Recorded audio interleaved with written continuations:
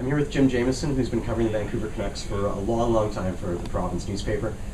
Jim, your reaction to Pavol Demitra's death?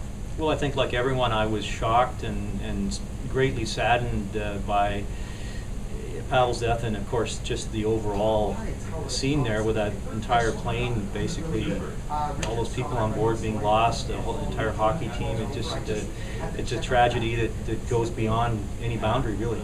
I know it's hard these days for journalists to really get to know pro athletes.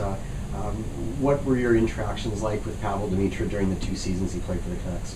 Well, Pavol was like many Europeans, I would say, in the sense that he was a little bit hard to get to know, but after you talked to him a few times, those barriers started to come down. And I always found Pavol to be a very genuine, down-to-earth guy, very proud, very intelligent, very well-spoken.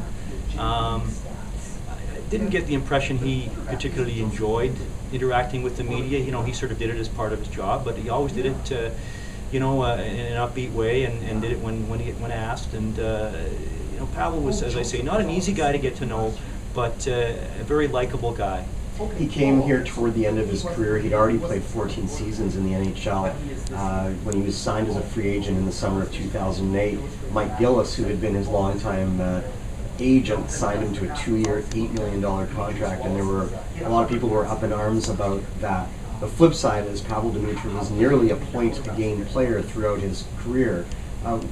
Looking back, was it a good move by Gillis at the time? Did it seem like the right move?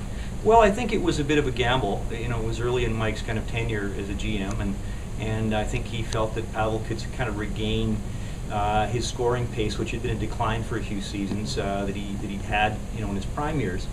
For whatever reason, it just didn't work out that way.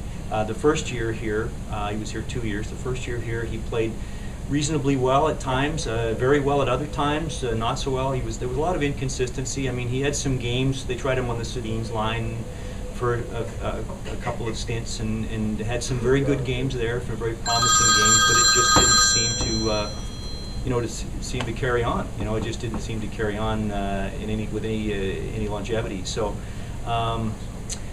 You know, I think he had 20 goals that first year, and, you know, showed flashes. Mm-hmm. And then, of course, he was injured in the playoffs against Chicago in the second round that year, and injured his shoulder, and that really put a damper on his next year, because he wasn't able to come back until basically mid-season. He had major shoulder surgery. Right.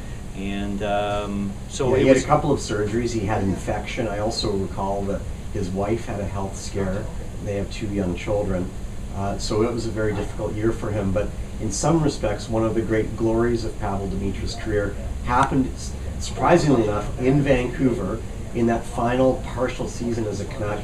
He nearly led Slovakia to the gold medal game at the Winter Olympics. What do you remember about him in that tournament? Oh, he was tremendous. He was the best, without question, the best forward in that tournament. He was, you know, you could tell that his passion to play for his country was just over the top, and he was so good in that tournament. I mean, we saw the player that Pavol Demitra could be, and for whatever reason, he was able to, you know, the old cliche, he caught lightning in a bottle in that tournament, and he was fabulous. He was so enjoying playing with his countrymen, very proud of his country, and I mean, if it wasn't for that amazing glove save by Luongo with, you know, a split second left in that game against Canada in the semifinal game, who knows what would have happened? That would have sent it into overtime, but Luongo made the save from the side of the net. But no, I'll always remember that tournament. I'll always remember Pavel's performance. He was tremendous. Thanks, Jim. You're welcome.